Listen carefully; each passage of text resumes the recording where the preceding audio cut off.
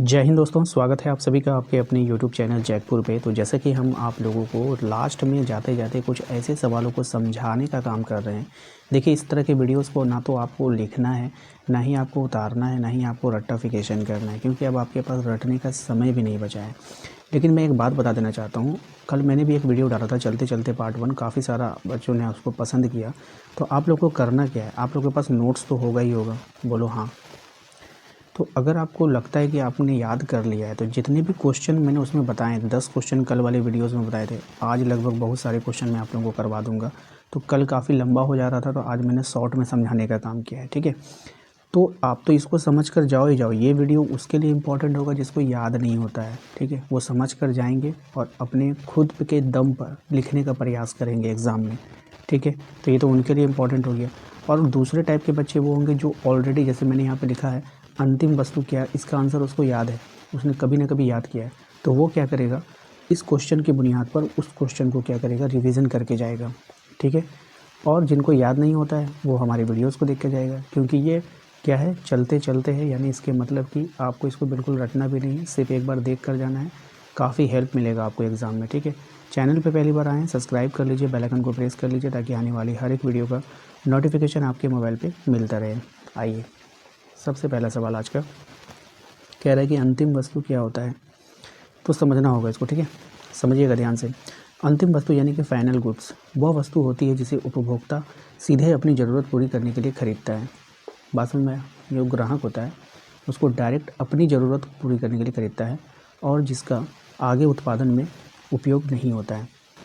यानी वो, आप जैसे कोई सामान खरीदोगे तो आप उसको अपने यूज के लिए खरीदोगे, उसको आगे कोई चीज़ बनाओगे नहीं। जैसे कि अगर हम कोई लकड़ी खरीद के लाएँ तो लकड़ी से क्या बनेंगे, टेबल बनाएंगे। टेबल को क्या करेंगे, हम बाज़ार में बेच सकते हैं। तो ये अंतिम वस्तु नहीं हुआ, ठीक है। लकड़ी अंतिम वस्तु नहीं हुआ। लेकिन अगर हम रोटी खरीदते हैं, कपड़ा खरीदते हैं, मोबाइल खरीदते हैं, तो ये सब हम लोग अपने इस्तेमाल के लिए खरीदते हैं। तो ये क्या हो गया, अंतिम वस्तु हो गया, ठीक है। इन वस्तुओं का मूल्य राष्ट्रीय आय में जोड़ा जाता है, क्योंकि इनकी दोबारा गणना नहीं होती है ना। ऐसी वस्तुओं की मूल्य की दोबारा गणना नहीं होगी। इसको किस में जोड़ा जाएगा, राष्ट्रीय आय में। यदि किसी वस्तु का उपयोग आगे किसी दूसरी वस्तु को बनाने में होता है तो वो अंतिम वस्तु नहीं होती, बल्कि मध्यवर्ती वस्तु कहलाती है। देखिए, दो बातें मैंने आपको क्लियर कर दी। मध्यवर्ती वस्तु क्या होता है और अंतिम वस्तु क्या होता है। मध्यवर्ती वस्तु वो होता है जिनका उपयोग, जिनको वस्तु बनाने में होता है, और वो अंतिम वस्तु नहीं होता है, बल्कि मध्यवर्ती कहलाता है, और आगे उसका कहीं यूज़ होता है। इसलिए अंतिम वस्तु वह है जो उत्पादन प्रक्रिया का आखिरी चरण में होती है और सीधे उपभोग के लिए तैयार होती है। जैसे मान के चलो कि रोटी बनकर तैयार हो गया, अब इसको खाया जाएगा, ठीक है। लेकिन रोटी के पहले का प्रोसेस क्या था, गेहूँ। गेहूँ अंतिम वस्तु नहीं था। गेहूँ से क्या पिसाया, आटा। आटा अंतिम वस्तु नहीं था, लेकिन जैसे ही रोटी बन गई ये अंतिम वस्तु हो गया, क्योंकि अब इसको लोग खा जाएंगे। बात समझ में आया? आइए, दूसरा सवाल था हमारा, सीमांत लागत क्या है। आइए इसको समझते हैं, ठीक है। देखो बाबू, सीमांत लागत, एक बात मैं और बता दूं, ये जो मैं बता रहा हूँ ना, ये आंसर नहीं है, ये हम आपको समझा रहे हैं। अगर आप ये सोच रहे हो कि यही को आंसर छापना है तो भाई गलती कर रहे हो। यहाँ पे सारे लैंग्वेज जो है ऐसे बताए गए हैं ताकि आपके दिमाग में फिट हो सके। ये आखिरी वीडियो है आपको समझने के लिए, ठीक है, ना कि आपको रटने के लिए।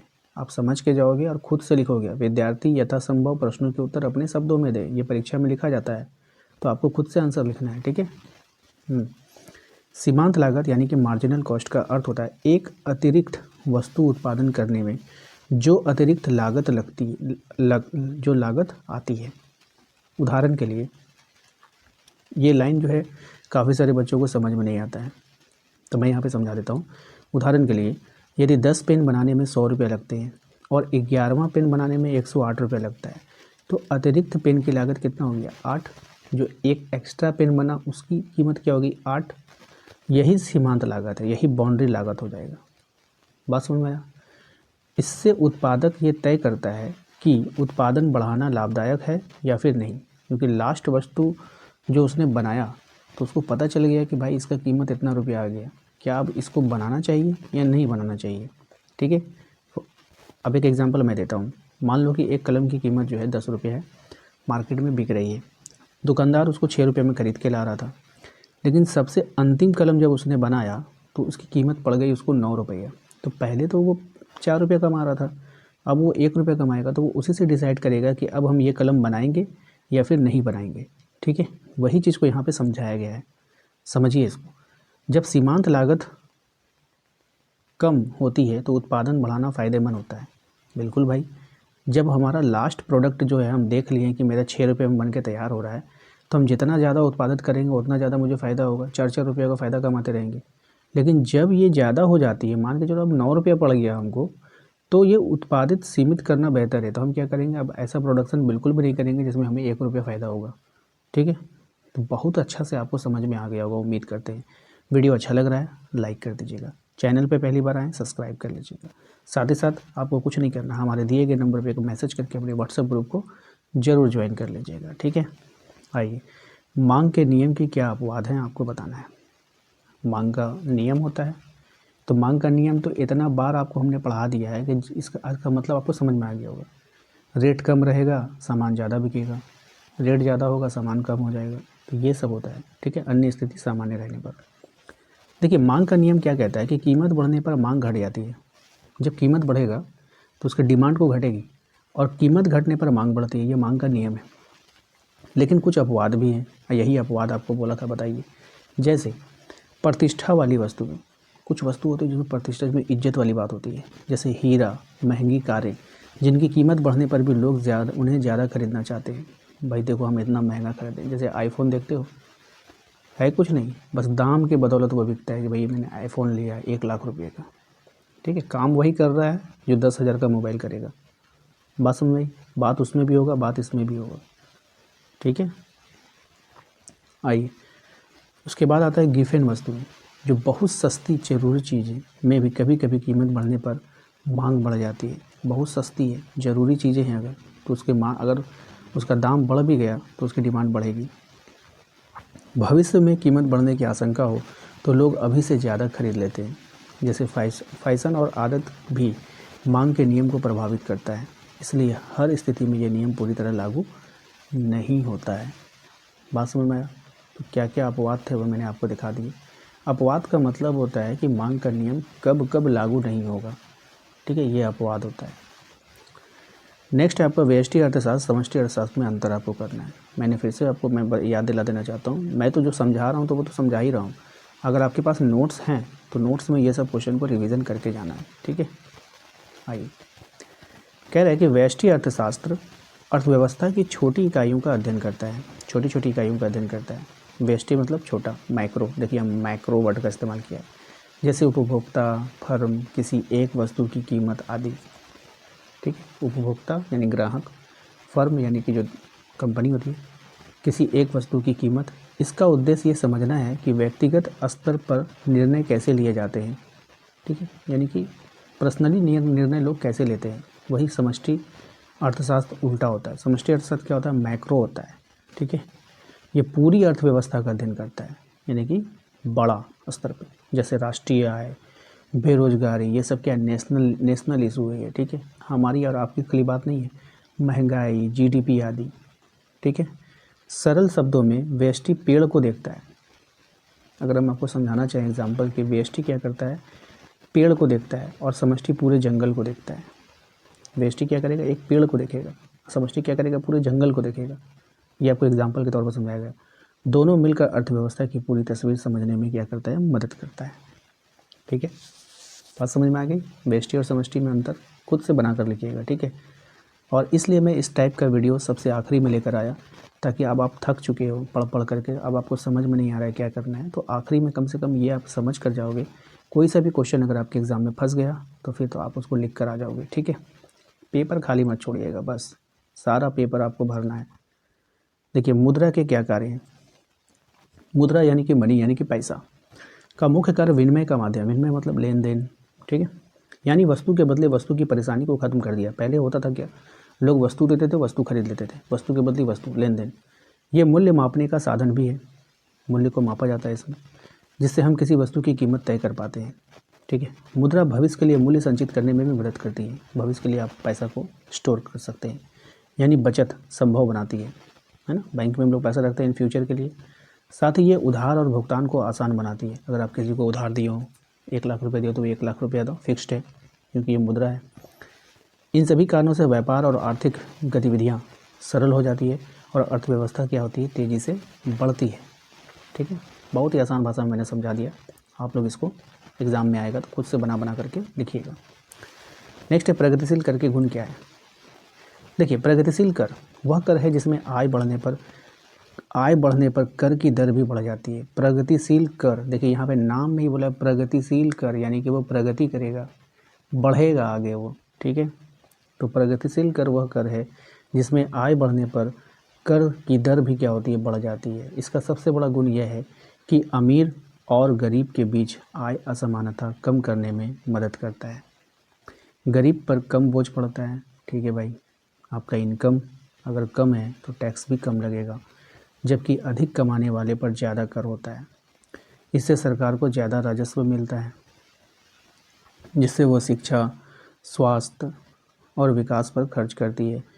ये कर व्यवस्था सामाजिक न्याय को बढ़ावा देती है और अर्थव्यवस्था को संतुलित बनाती है। ठीक है, ध्यान रखिएगा। आर्थिक समस्या क्या है, ये क्यों उत्पन्न होती है, ये भी क्वेश्चन है। ठीक है, देखिए, आर्थिक समस्या का मतलब है सीमित संसाधनों के बीच असीमित ज़रूरतों से कैसे पूरा किया जाए। हमारे पास ज़मीन, श्रम, पूंजी जैसे संसाधन सीमित होते हैं ना।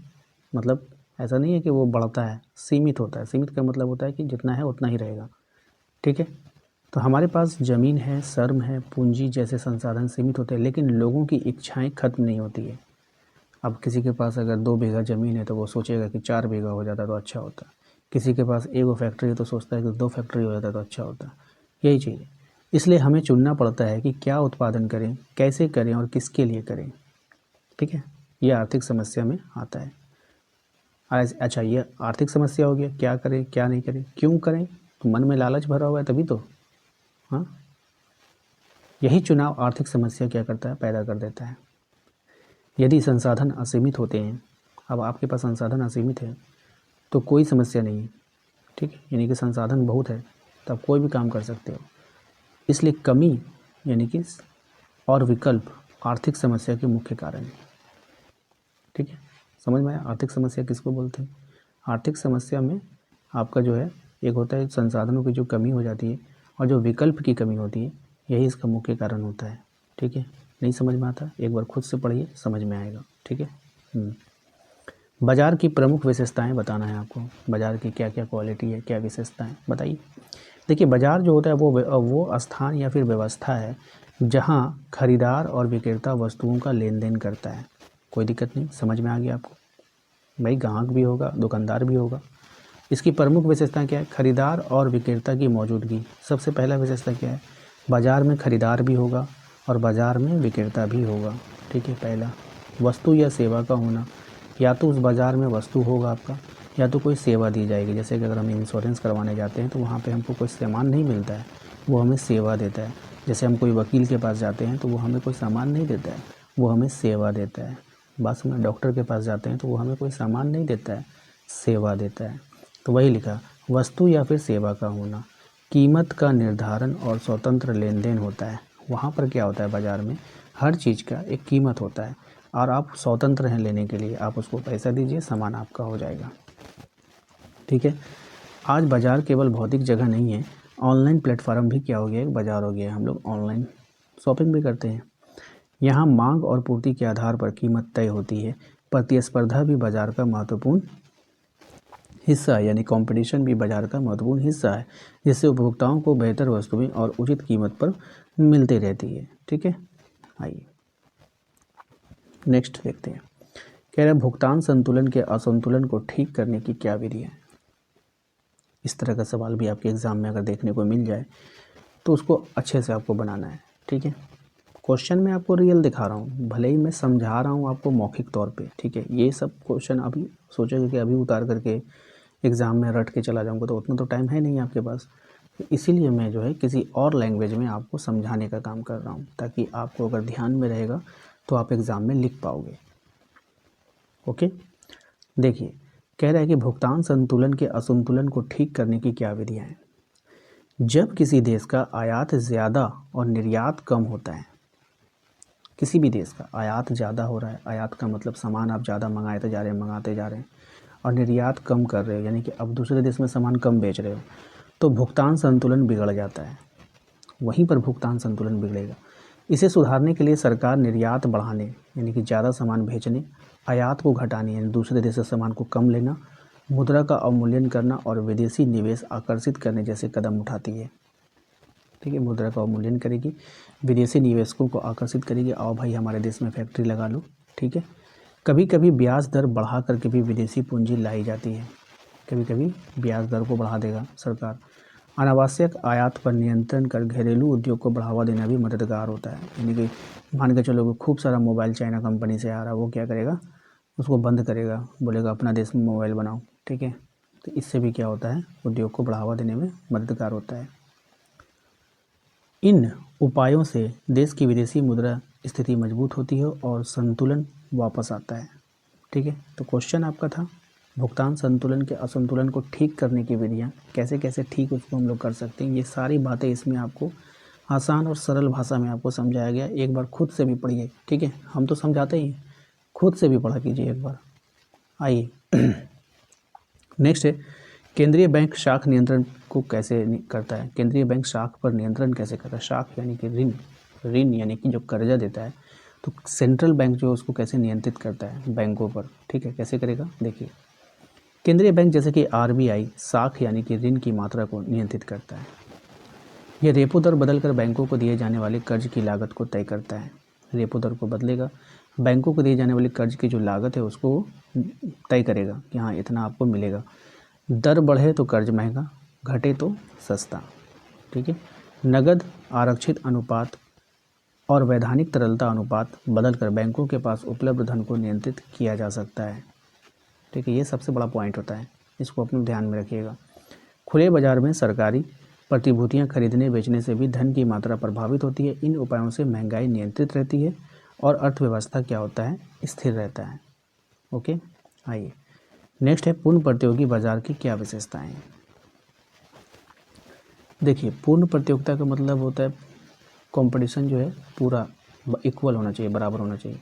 पूर्ण प्रतियोगिता में बहुत सारे खरीदार और विक्रेता होते हैं, यानी कि बेचने वाला भी बहुत सारा होगा, खरीदने वाला भी बहुत सारा होगा। इसलिए कोई भी अकेले कीमत तय नहीं कर सकता है। अब मान लो कि आप साइकिल खरीदने बाज़ार गए, तो वहाँ पर 4-5 दुकान अगर साइकिल की है तब तो बहुत अच्छी बात है, आपको वहाँ पर सही दाम मिलेगा। लेकिन अगर एक ही साइकिल वाला, तो वो मनमाना तरीक़ा से वो आपसे पैसा ले सकता है। वही बात को यहाँ पे बोला, पूर्ण प्रतियोगिता फिर वो नहीं होगा। सभी वस्तुएं एक जैसी होती हैं और बाज़ार में जानकारी सबको होती है। फर्मों का प्रवेश और निकास स्वतंत्र होता है, यानी कि कोई भी आकर दुकान खोल सकता है, दुकान सामान बेच सकता है।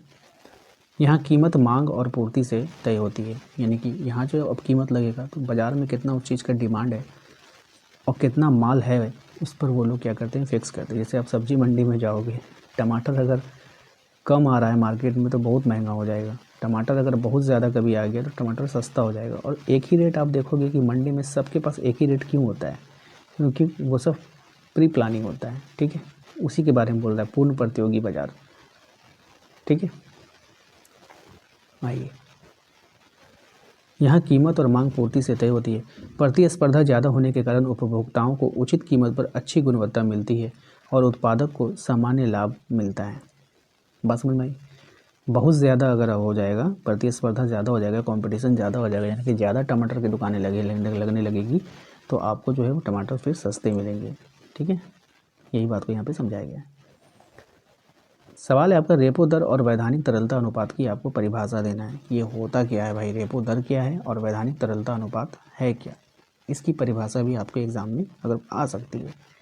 देखिए रेपो दर वह दर है जिस पर केंद्रीय बैंक वाणिज्यिक बैंकों को अल्पकालीन ऋण देता है, इसी को बोलते हैं, यानी कि कर्ज देता है। ठीक है, कौन देता है, सेंट्रल बैंक। किसको देता है, वाणिज्यिक बैंक को। ठीक है, इसे बढ़ाने से कर्ज महंगा और घटाने से सस्ता होता है। रेपो दर को जैसे आप बढ़ाओगे तो कर्ज महंगा होगा, घटाओगे तो कर्ज सस्ता होगा। वैधानिक तरलता अनुपात वह न्यूनतम प्रतिशत है जिसे बैंकों को अपनी कुल जमा का एक हिस्सा नकद, सोना या फिर सरकारी प्रतिभूतियों में रखना होता है। ठीक है, यानी कि जितना वो कर्ज लिया, अब उसको क्या करना होगा, कुल जमा का एक हिस्सा नकद सोना या फिर सरकारी प्रतिभूतियाँ रखनी होती है उसको अपने हिस्से का। इसका उद्देश्य बैंकों को सुरक्षित बनाना और बाज़ार में धन की मात्रा को नियंत्रित करना होता है ना। तो थोड़े से पैसे को वो लोग क्या करते हैं, सिक्योर करते हैं कि आप सोना खरीद लो या फिर आप बॉन्ड खरीद लो, उसको बना करके रखो, ताकि जब नुकसान में होगा ना तो फिर उसको फ़ायदा पहुंचाया जा सके। नेक्स्ट है आपका कि जीडीपी क्या है, इसकी गणना की विधियाँ लिखना है आपको। देखिए जीडीपी एक वर्ष में देश की सीमा के भीतर, ऐसा नहीं कि बाहर चले जाओ आप, जीडीपी सकल घरेलू उत्पाद एक वर्ष में देश की सीमा के भीतर उत्पादित सभी अंतिम वस्तु और सेवाओं का कुल मूल्य है। उत्पादित सभी अंतिम वस्तु और सेवाओं का कुल मूल्य है। यह देश की आर्थिक स्थिति बताता है। इसकी गणना 3 तरीकों से होती है। पहला, उत्पादन विधि, कुल उत्पादन मूल्य को जोड़ना। दूसरा, आय विधि, मजदूरी, किराया, ब्याज और लाभ को जोड़ना। तीसरा, व्यय विधि, उपभोग, निवेश और सरकारी खर्च, शुद्ध निर्यात को जोड़ना। ये 3 विधि से इसको ज्ञात करते हैं। ठीक है। क्वेश्चन नंबर 14 है, क्या उत्पादन करे से आपका क्या तात्पर्य है? क्या उत्पादन करे से आपका क्या तात्पर्य है? देखिए ये एक आर्थिक समस्या का पहला सवाल है। आर्थिक समस्या जो हमने पढ़ा था उसका ये पहला ही सवाल था कि क्या उत्पादन करें। सीमित संसाधनों से कौन कौन सी वस्तुएं बनाई जाए और कितनी मात्रा में। आपके पास संसाधन सीमित है, अब इससे क्या क्या बनाया जाए और कितनी मात्रा में बनाया जाए। उदाहरण के लिए ज़्यादा मोबाइल बनाएं या ज़्यादा किताबें। यह निर्णय समाज की ज़रूरत, मांग और लाभ को देख कर लिया जाता है ना। सही चुनाव जरूरी है क्योंकि गलत उत्पादन से संसाधनों की बर्बादी हो सकती है। बात समझ में आई? अगर आपने गलत निर्णय ले लिया, मोबाइलें ज़्यादा बना दी, किताबें नहीं बनाए तो उल्टा हो जाएगा। फिर कहीं किताब ज़्यादा बना दी, मोबाइलें नहीं बनाए तो ये भी उल्टा हो सकता है। तो ये उत्पादन की क्या है, समस्या है। तो क्या उत्पादन करें। ठीक है। सरकार की राजस्व प्राप्ति क्या है? देखिए सरकार जो आय प्राप्त करती है, जो उसकी कमाई होती है, उसे राजस्व कहते हैं। सिंपल है, समझ में आ गया? फिर से सुन लो, सरकार को जो आय प्राप्त होता है उसे राजस्व कहते हैं। इसका मुख्य स्रोत क्या होता है? टैक्स। सरकार कहाँ से कमाएगी? टैक्स से ही कमाएगी ना। जो आप टैक्स जमा करोगे उसी से कमाएगी। अब टैक्स कैसे हो? जैसे आयकर, इनकम टैक्स और जीएसटी।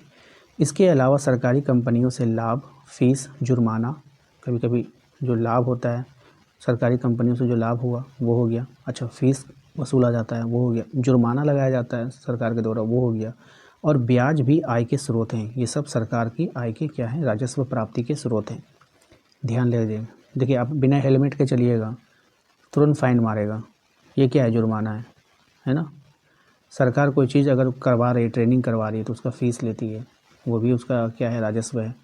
सरकार कोई चीज़ कंपनी बनाई, जैसे रेल चला रही है तो टिकट ली, भाड़ा लगाई, लेकिन उस पर उसको लाभ हुआ तो वो भी उसका प्रॉफिट है।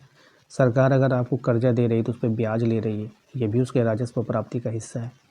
ठीक है। इसी धन से सरकार सड़क बनाती है, स्कूल, अस्पताल और सुरक्षा जैसी सेवाएं देती है। तो सरकार के राजस्व प्राप्ति क्या है? उम्मीद करते हैं कि आपको समझ में आ गया होगा। ठीक है। मुद्रा का अवमूल्यन क्या है? आइए इसको समझते हैं। जब सरकार जानबूझकर अपनी मुद्रा की विदेशी मूल्य के मुकाबले कीमत घटाती है, जानबूझकर, देखिए यहाँ पे लिखा गया है जानबूझकर, तो उसे अवमूल्यन कहते हैं। इसे निर्यात सस्ता और आयात महंगा हो जाता है। परिणाम स्वरूप देश का व्यापार संतुलन सुधार सकता है और घरेलू उद्योग को बढ़ावा मिलता है। ठीक है, यही होता है। तो बहुत ही अच्छा सवाल था, ध्यान रखिएगा।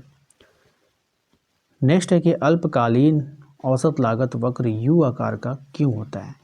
देखिए शुरुआत में उत्पादन बढ़ने पर संसाधनों का बेहतर उपयोग होता है। ठीक है, शुरुआत में जब आप उत्पादन बढ़ने पर, जब उसका प्रोडक्शन ज़्यादा होगा तो संसाधनों का बेहतर उपयोग होगा। कहाँ प्रोडक्शन ज़्यादा हो रहा है यानी कि जो संसाधन थे उसका आप यूज कर रहे हो, जिससे लागत क्या होती है? घटती है। लेकिन एक सीमा के बाद भीड़ भाड़, प्रबंधन की कठिनाई और संसाधनों पर दबाव बढ़ने से लागत फिर बढ़ जाती है। इसलिए ये वक्र पहले नीचे जाता है और फिर ऊपर उठता है, जिससे यू आकार बनाता है। बात समझ में आई? ये भी अच्छा था टॉपिक है। देखिए ये सब सवाल है, ये मैंने छोटे छोटे लैंग्वेज में मैंने लिखा है। ऐसा नहीं कि इसका आंसर बहुत छोटा होगा। बात को समझिए। अगर आपके पास नोट्स है, अगर आपको लगता है कि अंत समय में मैं 10 लाइन याद करके चला जाऊंगा, तो यहाँ से क्वेश्चन उठाओ, वहाँ से जाकर याद करो। ठीक है, ये आपके ऊपर है। मैं तो बस आखिरी में आपको इसको क्या कर रहा हूँ, रिवाइज़ करवा रहा हूँ। ठीक है, देखिए आधिक्य बजट और घाटे का बजट क्या है। जब सरकार की आय उसके खर्च से ज़्यादा होती है, सरकार का जो इनकम होता है उसके खर्च से ज़्यादा होता है, तो उसे आधिक्य बजट कहते हैं। ठीक है, और जब खर्च ज़्यादा और आय कम हो तो घाटे का बजट कहलाता है। घाटे का बजट अक्सर विकास कार्यों के लिए बनाया जाता है, जबकि आधिक्य बजट वित्तीय स्थिरता दिखाता है। ठीक है, अब बताओ कोई बच्चों को अगर ये इस बात समझ में आ जाए तो वहाँ पर वो बना बना के लिख सकता है कि नहीं लिख सकता है। हमने बता दिया 1 2 3 4 लाइन, बस आपको 8 लाइन वहाँ लिख देना है आंसर बना करके। तो ये क्वालिटी आपके अंदर होनी चाहिए। ठीक है, सार्वजनिक आय के क्या साधन हैं। देखिए सरकारी आय के प्रमुख साधन कौन कौन से होते हैं। एक होता है कर होता है, गैर टैक्स होता है, आय होता है यानी फीस जुर्माना, सार्वजनिक उपक्रमों से जो लाभ होता है, ऋण होता है। ये सभी मिलकर सरकार के विकास और जन कल्याण में के कार्य करने में सक्षम बनाते हैं। तो सार्वजनिक आय के साधन होते हैं ये। ठीक है, तो ध्यान रखना। अंतिम वस्तु और मध्यवर्ती वस्तु में अंतर आपको बताना है। देखिए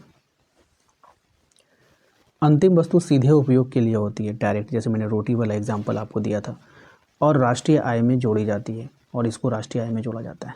मध्यवर्ती वस्तु का उपयोग दूसरी वस्तु बनाने में होता है, जैसे कि आटा से रोटी। इसकी अलग से गणना करने पर दोहरी गणना हो जाएगी, इसलिए इसे शामिल नहीं किया जाता है। बात समझ में आया, आटा को शामिल नहीं करता है, मध्यवर्ती वस्तु है वो। जब वो फाइनल बनकर तैयार होगा तब उसको राष्ट्रीय आय में शामिल किया जाएगा। अब आते हैं प्रत्यक्ष कर के गुण क्या है। क्या गुण है भाई। देखिए प्रत्यक्ष कर वह कर होता है, डायरेक्ट टैक्स, जिससे जिस व्यक्ति पर लगाया जाता है वही व्यक्ति इसे सीधे सरकार को देता है, जैसे आयकर और संपत्ति कर। इसका सबसे बड़ा गुण यह है, अब इसका खूबी बताना है, गुण बताना है। गुण यह है कि यह भुगतान करने की क्षमता पर आधारित होता है, यानी जिसकी आय ज़्यादा होगी वह ज़्यादा टैक्स देगा और जिसकी आय कम होती है उसे कम कर देना पड़ता है। यह उसका गुण है, क्वालिटी है डायरेक्ट टैक्स का। ठीक है, इससे समाज में आर्थिक असमानता बढ़ती है। देखिए प्रत्यक्ष कर में पारदर्शिता होती है, क्योंकि करदाता को पता रहता है कि वो कितना कर दे रहा है। ये डायरेक्ट टैक्स में पता है उसको। इससे इसमें कर चोरी की संभावना रहती है, क्योंकि सरकार आय का रिकॉर्ड रखती है। ये सरकार के लिए स्थिर आय का स्रोत भी है, जिससे वो शिक्षा, स्वास्थ्य, सड़क और सुरक्षा जैसी सुविधाएं प्रदान करता है। इससे सरकार प्रत्यक्ष कर एवं न्यायपूर्ण और संतुलन कर व्यवस्था बनाने में क्या करती है, मदद करती है। नेक्स्ट है आपका व्यावसायिक बैंक और केंद्रीय बैंक में क्या अंतर है, आइए समझते हैं। देखिए व्यावसायिक बैंक यानी कि कॉमर्शियल बैंक वे बैंक होते हैं जिनसे आम जनता का सीधा संबंध होता है। लोग इनमें पैसा जमा करते हैं, ज़रूरत पड़ने पर ऋण लेते हैं, चेक और एटीएम जैसी सुविधाओं का उपयोग करते हैं। इनका मुख्य उद्देश्य लाभ कमाना और ग्राहकों को बैंकिंग सेवाएं देना होता है। ठीक है, कॉमर्शियल बैंक। ठीक है, आजकल जितने भी आसपास आप देखते होंगे। केंद्रीय बैंक क्या होता है, जैसे कि भारत में आरबीआई पूरे देश की बैंकिंग व्यवस्था का प्रमुख होता है, यानी उसका हेड होता है। ये नोट जारी करता है, बैंकों को नियंत्रित करता है और ज़रूरत पड़ने पर उन्हें क्या देता है, ऋण देता है, कर्जा भी देता है। कौन देगा, आरबीआई देगा छोटे छोटे बैंकों को। केंद्रीय बैंक सरकार का बैंक होता है, वो सरकार का बैंक होता है और देश की मौद्रिक नीति बनाता है ताकि महंगाई नियंत्रित रहे और अर्थव्यवस्था स्थिर बने रहे। सरल शब्दों में व्यावसायिक बैंक जनता के बैंक है, जबकि केंद्रीय बैंकों का बैंक है और पूरी अर्थव्यवस्था की निगरानी करता है। ये वाला बात आपको 10 लाइन बनाने में मदद करेगा। कैसे, सरल शब्दों में अगर हम बोलें तो व्यावसायिक बैंक जो होता है वो जनता का बैंक होता है। और जनता का बैंक कौन हो गया, जैसे आपका बैंक हो गया, bank of India, state bank of India, union bank, Canara bank. बात समझ में आया। हम लोग क्या करते हैं, उसमें पैसा जमा करते हैं, कर्जा लेते हैं, ये सब बना बना के लिखना है आपको, और क्या करना है। और केंद्रीय बैंक क्या हो गया, बैंकों का बैंक हो गया, वो बैंक पे निगरानी करता है, बैंक को चलवाता है, बैंक को कर्जा देता है। ठीक है, ये सब बातें हैं। आइए नेक्स्ट है, उपभोग और आय में आपको संबंध बताना है। देखिए उपभोग का मतलब है अपनी ज़रूरत को पूरा करने के लिए वस्तु और सेवाओं पर किया गया खर्च, जबकि आय वह पैसा होता है जो हम कमाते हैं। ध्यान से समझिएगा, उपभोग का मतलब है अपनी ज़रूरत को पूरा करने के लिए वस्तुओं और सेवाओं पर किया गया खर्च, वो उपभोग हुआ। जबकि आय वह पैसा है जो हम कमाते हैं। ठीक है, जैसे मोबाइल पर ख़रीदने के मोबाइल का मुझे ज़रूरत था आप लोगों को पढ़ाने के लिए, तो मैंने मोबाइल ख़रीदा तो वो मेरा उपभोग हुआ, और मैं इससे अगर पैसे कमा रहा हूँ तो वो मेरे इनकम हो गया, आय हो गया। दोनों के बीच सीधा संबंध है। जैसे आय बढ़ती है वैसे ही उपभोग भी बढ़ता है। अब जैसे मेरी कमाई बढ़ेगी तो हम सोचेंगे चलो एक लैपटॉप ले लेते हैं, है ना। तो लैपटॉप किस लिए ले रहे हैं? उपभोग करने के लिए ले रहे हैं। बात समझ में आया कि नहीं? उदाहरण के लिए यदि किसी व्यक्ति की आय बढ़ती है तो वो बेहतर भोजन करना चाहेगा भाई, है कि नहीं। रोज़ रोज़ रोज़ रोज़ रोज़ रोज़ मतलब कि एक ही खाना खाते खाते थक गया, अब उसको कमाई ज़्यादा होने लगा तो वो बेहतर खाना खाएगा, कपड़े भी वो अच्छा पहनने लगेगा, शिक्षा पर खर्च करने लगेगा। अभी सरकारी स्कूल में पढ़ा था वो प्राइवेट में जाने के लिए सोचने लगेगा। ठीक है, यही होता है। लेकिन महत्वपूर्ण बात यह है कि आय बढ़ने पर पूरा पैसा खर्च नहीं किया जाता है, उसका कुछ हिस्सा बचत में भी जाता है। इसलिए कहा जाता है कि उपभोग आय पर निर्भर करता है। तो जो उपभोग होता है हमारा वो आय पे ही डिपेंड करेगा, लेकिन आय से थोड़ा कम ही बढ़ता है। ये संबंध अर्थव्यवस्था के लिए महत्वपूर्ण है क्योंकि ज़्यादा उपभोग होने से बाजार में मांग बढ़ती है और उत्पादन तथा रोजगार में वृद्धि होती है। ठीक है, ध्यान रखिएगा। भुगतान संतुलन की परिभाषा देना है आपको। भुगतान संतुलन एक ऐसा व्यवस्थित लेखा जोखा है जिसमें एक निश्चित अवधि में किसी देश और बाकी दुनिया के बीच हुई सभी आर्थिक लेन देन दर्ज किए जाते हैं। इसमें वस्तुओं का निर्यात और आयात, सेवाएं, विदेशी निवेश, ऋण और अनुदान सब शामिल होता है। ठीक है, यदि देश में विदेशी मुद्रा ज़्यादा आ जाती है तो स्थिति अनुकूल मानी जाती है, यदि ज़्यादा बाहर जाती है तो ये चिंता की बात हो जाती है। भुगतान संतुलन से हम देश की आर्थिक स्थिति और अंतर्राष्ट्रीय व्यापार की मजबूती का पता चलता है। इसलिए सरकार को इसे संतुलित रखने के लिए निर्यात बढ़ाना और अनावश्यक आयात को घटाने का प्रयास करती है। ये हुआ भुगतान संतुलन की। अच्छा, कर क्या है? ये भी एग्ज़ाम के लिए अच्छा इंपॉर्टेंट टॉपिक है। टैक्स अनिवार्य धनराशि है जो नागरिकों और कंपनियों को सरकार को देना पड़ता है। ये स्वैच्छिक नहीं होता है, यानी आपकी इच्छा पर डिपेंड नहीं करेगा, यानी इसे देना ही पड़ता है। कर के बदले में हमें कोई सीधा लाभ नहीं मिलता है, लेकिन सरकार इसी धन से सार्वजनिक सेवाएं उपलब्ध कराती है। अब आपको लगता होगा भैया हमने 1000 कमाया, 200 रुपया तो सरकार ही ले लिया, हमको क्या फ़ायदा होगा? तो यानी आपको फ़ायदा नहीं दिखाई देगा। अब वो 200 रुपया से सरकार क्या करेगी? सड़कें बनाएगी, नालियाँ बनाएंगी, बिजली देगी, अस्पताल देगा, शिक्षा पे खर्च करेगा। यानी आपको नहीं पता चलता है, लेकिन ये सब होता है। ठीक है, तो यही बात यहाँ पे लिखा गया है कि कर के बदले हमें कोई सीधा लाभ नहीं मिलता है, लेकिन सरकार इसी धन से सार्वजनिक सेवाएं उपलब्ध कराती है, जैसे सड़क, अस्पताल, स्कूल, पुलिस, सेना। ठीक है, कर दो प्रकार के होते हैं, एक होता है आपका प्रत्यक्ष और अप्रत्यक्ष, जैसे जीएसटी। कर का मुख्य उद्देश्य सरकार के लिए आय जुटाना होता है। ठीक है, देश का विकास करना। यदि लोग ईमानदारी से कर दें तो सरकार बेहतर सुविधाएं दे सकती है और देश तेज़ी से आगे बढ़ सकता है। इसलिए कर देना हर नागरिक की क्या होती है? जिम्मेदारी होती है। आइए नेक्स्ट पॉइंट पे आते हैं। अगला पॉइंट है मुद्रा के प्राथमिक कार्य क्या है। देखिए, मुद्रा का सबसे प्रमुख कार्य विनिमय का माध्यम बनाना है। पहले वस्तु विनिमय प्रणाली में लोगों को एक वस्तु के बदले दूसरी वस्तु ढूंढनी पड़ती थी, जो कठिन था। अब जैसे मान लो हमारे पास 10 किताबें हैं और आपसे मुझे जो है एक कुछ लेना है, मान के चलो कॉपी लेना है, तो आपको भी तो किताबों की ज़रूरत होनी चाहिए, तब तो आप मेरी किताब लोगे। ऐसा थोड़ी है कि ज़बरदस्ती हम आपको दे देंगे। तो ये काफ़ी बड़ा प्रॉब्लम था मुद्रा इसमें, वस्तु विनिमय में। ठीक है, मुद्रा आने से ये समस्या क्या हो गई? ख़त्म हो गई। लो भाई, डायरेक्ट पैसा लो और मुझे सामान दो। अब हम पैसे देकर आसानी से कोई भी वस्तु खरीद सकते हैं। मुद्रा का दूसरा प्राथमिक कार्य मूल्य का माप होना है, यानी सभी वस्तुओं की कीमत पैसे में तय होती है, जिससे तुलना करना आसान हो जाता है कि कौन कितने का है, कौन नहीं है। तीसरा कार्य यह है कि मुद्रा भुगतान को सरल बनाता है, चाहे मजदूरी देनी हो या सामान खरीदना हो, है ना। पेमेंट को क्या करता है? आसान बनाता है। इन कार्यों के कारण व्यापार क्या होता है? तेज होता है और अर्थव्यवस्था सुचारू रूप से चलती रहती है। आइए, व्यापार शेष और भुगतान शेष में आपको अंतर बताना है। देखिए, व्यापार शेष केवल वस्तुओं के निर्यात और आयात के अंतर को दर्शाता है। वस्तुओं के जो आयात कर रहे हो और निर्यात कर रहे हो, आयात विदेशी चीज़ अपने देश में ला रहे हो, निर्यात देश की चीज़ों को बाहर भेज रहे हो। यदि निर्यात ज़्यादा है और आयात कम है तो व्यापार शेष अनुकूल होगा। यदि निर्यात ज़्यादा है, आयात कम है, यानी कि अपना सामान हम दूसरे देश में बेच रहे हैं ज़्यादा, वहाँ से कम ले रहे हैं, तब तो ये व्यापार शेष अनुकूल होता है। और यदि आयात ज़्यादा है तो ये प्रतिकूल माना जाता है। ठीक है, आइए दूसरी ओर भुगतान शेष एक व्यापक अवधारणा है। इसमें केवल वस्तुएं ही नहीं बल्कि सेवाएं, विदेशी निवेश, ऋण, ब्याज, अनुदान जैसी सभी अंतर्राष्ट्रीय लेन देन शामिल होती है। भुगतान शेष में सब कुछ शामिल कर लिया जाता है। इसलिए कहा जाता है कि व्यापार शेष भुगतान शेष का एक हिस्सा है। सरल शब्दों में व्यापार शेष छोटा दायरा है, जबकि भुगतान शेष पूरी आर्थिक तस्वीर दिखाता है। ठीक है, समझ में आया? ये जो व्यापार शेष था, इसमें हम लोग केवल क्या देख रहे थे? आयात और निर्यात देख रहे थे। लेकिन वहीं अगर हम बात करें भुगतान शेष में, तो यहाँ पर टोटल चीज़ देखना पड़ता है, जैसे कि सेवाएं, विदेशी निवेश, कौन कंपनी कितना लगा रहा है, उसमें ऋण भी आ जाता है, ब्याज भी आ जाता है, अनुदान भी आ जाता है, सब कुछ। ठीक है, दोहरी गणना क्या है? देखिए, दोहरी गणना तब होती है जब किसी वस्तु या सेवा के मूल्य को राष्ट्रीय आय में एक से अधिक बार जोड़ दिया जाता है। नाम से ही पता चल रहा है, दो बार गणना करना, डबल काउंटिंग, है ना। तो दोहरी गणना तब होती है जब किसी वस्तु या सेवा के मूल्य को राष्ट्रीय आय में एक से अधिक बार जोड़ दिया जाता है।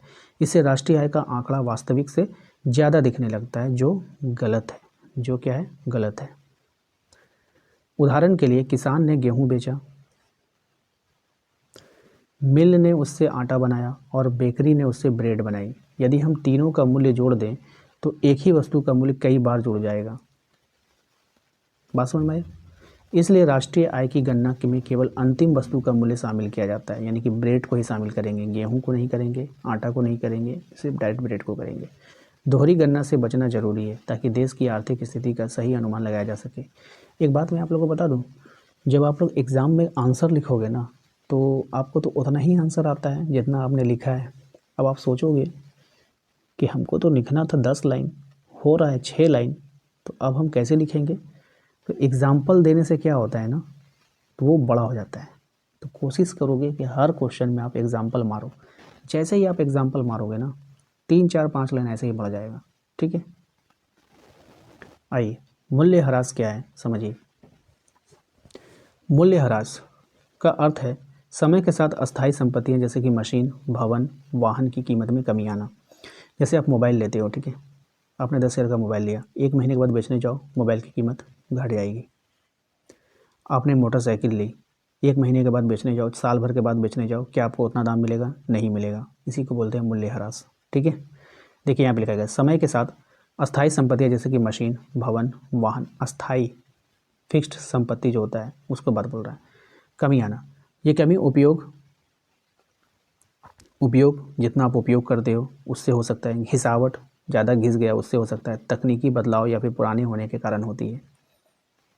आशा करते हैं समझ में आ रहा होगा आपको। उदाहरण के लिए, एक नई मशीन की कीमत ज़्यादा होती है, लेकिन कई साल उपयोग करने के बाद उसकी कीमत घट जाती है। व्यवसाय इस कमी को लागत के रूप में मानते हैं ताकि भविष्य में नई मशीन खरीदी जा सके। राष्ट्रीय आय की गणना में भी मूल्यह्रास घटाकर शुद्ध आय निकाली जाती है। इसलिए यह समझना जरूरी है कि उत्पादन बनाए रखने के लिए पुराने साधनों को समय समय पर बदलना पड़ता है। ठीक है, बात समझ में आई? आइए स्थिर लागत और परिवर्तनशील लागत में अंतर आपको बताना है। देखिए, स्थिर लागत वह खर्चा होता है जो उत्पादन कम या ज़्यादा होने पर भी नहीं बदलता, वो फिक्स्ड होता है, स्थिर होता है। ठीक है, जब जैसे फैक्ट्री का किराया, मशीनों का खर्च, अस्थायी कर्मचारियों का वेतन, भले ही उत्पादन शून्य हो, यह लागत देनी पड़ती है। ठीक है, अब आइए परिवर्तनशील लागत। उत्पादन की मात्रा पर निर्भर करता है। किस पर? उत्पादन की मात्रा पर, कितना प्रोडक्शन कर रहे हो। कच्चा माल, बिजली, दैनिक मजदूरी। उत्पादन बढ़ेगा तो ये लागत भी बढ़ेगी, और उत्पादन घटेगा तो ये कम हो जाएगी। ये परिवर्तनशील लागत होता है, परिवर्तित होते रहता है, तो उत्पादन पर डिपेंड करेगा ना। आइए, मुख्य अंतर है कि स्थिर लागत स्थिर रहती है जबकि परिवर्तनशील लागत बदलती रहती है। दोनों को समझना जरूरी है क्योंकि इससे उत्पादक सही कीमत तय कर सकता है और लाभ हानि का सही अनुमान भी इससे वो लगाता है। ठीक है, तो दोस्तों इतनी देर अगर आप लोगों ने हमारे वीडियोज़ में रुका, उसके लिए बहुत बहुत धन्यवाद आपका। 1 मिनट और दे दीजिए मुझे समय, सिर्फ 1 मिनट, ठीक है। मैं आपसे कुछ बातें करना चाहता हूँ कि देखिए, अगर आपने इस वीडियोज़ को पूरा देखा है तो ये वीडियो बनाने का मेरा मकसद यही था कि आखिरी समय में अगर आप लिख के तो याद करोगे नहीं, इसलिए मैंने कुछ ऐसी भाषा का प्रयोग किया इसके उत्तर में जिसको आपके दिमाग में थोड़ा सा भी बैठ जाएगा ना, तो आप एग्ज़ाम में उसको लिख पाओगे। इस तरह का आंसर आपको पूरे यूट्यूब पर कोई नहीं करवाएगा। आखिरी में हम मुझे इस बात से पूरा चिढ़ होता है कि 1 दिन बचा है परीक्षा का और आप सब्जेक्टिव उतारोगे, उसको रटोगे। भाई ये सब नहीं होता है आखिरी में। आखिरी समय में ओनली रिवीजन होता है और मेरे जैसा आंसर आपको पूरे यूट्यूब पर किसी ने नहीं करवाया होगा। मैंने अपना 100% दिया है आपके एग्ज़ाम के लिए भाई, ठीक है। अब तो ये ऊपर वाला ही बेहतर जानता है कि कितने प्रश्न आपके एग्ज़ाम में भिड़ेंगे। मैं अभी से नहीं, लगभग 10 दिन से आपकी परीक्षा के लिए मेहनत कर रहा हूँ, इस परीक्षा के लिए। बस उम्मीद करता हूँ कि हमारे पढ़ाए हुए में से बहुत सारे क्वेश्चन आपको एग्ज़ाम में देखने को मिले और आपकी मेहनत जो है वो साकार हो। आप भी जानते हो कि मैंने कितनी मेहनत की है आपके लिए। कोई भी पीवाईक्यू नहीं छोड़ा है, सारा का सारा पीवाईक्यू करवा दिया, आपको नोट्स भी उपलब्ध करवाया मैंने, सब कुछ दिया, ठीक है। टेस्ट सीरीज़ चलाया आपके लिए, पीवाईक्यू करवा दिया, मॉडल पेपर करवा दिया, उसका सॉल्यूशन करवा दिया। 4 फरवरी को जो एग्ज़ाम हुआ साइंस एंड कॉमर्स का, उसका भी पेपर हमने आप लोगों को करवा दिया। और बताइए मैं क्या करूँ आपके लिए? मुझसे जितना हो पाया मैंने आपके लिए उतना किया। बस बदले में मुझे यही चाहिए कि आप एग्ज़ाम अच्छा से देकर आना। कोई भी क्वेश्चन को खाली मत छोड़ना। सोचना कि शायद भैया ने ये चीज़ पढ़ाया है, शायद इसका आंसर ये हो सकता है। मुझे लिखना है और बनाकर लिख कर आना। पेपर खाली मत छोड़ना। पेपर खाली होने से ना, जो जांच करने वाला होता है ना, उस पर नेगेटिव इफ़ेक्ट पड़ता है, वो आपके नंबर को काटेगा। पेपर को खाली मत छोड़ना, ठीक है। तो आशा करते हैं कि आप लोगों को ये वीडियो पसंद आया होगा। लाइक कर दीजिएगा, चैनल पे पहली बार आएँ सब्सक्राइब कर लीजिएगा, बेल आइकन को प्रेस कर लीजिए। साथ ही साथ हमारे दिए गए नंबर पे एक मैसेज करके अपने व्हाट्सएप ग्रुप को जरूर ज्वाइन कर लीजिएगा, ताकि आने वाली एग्ज़ामों के बारे तैयारी जो है और भी बेहतर हो सके, ठीक है। चलिए मिलेंगे हम लोग नेक्स्ट अगले वीडियो में। बेस्ट ऑफ लक सभी को आज के एग्ज़ाम के लिए। Thank you.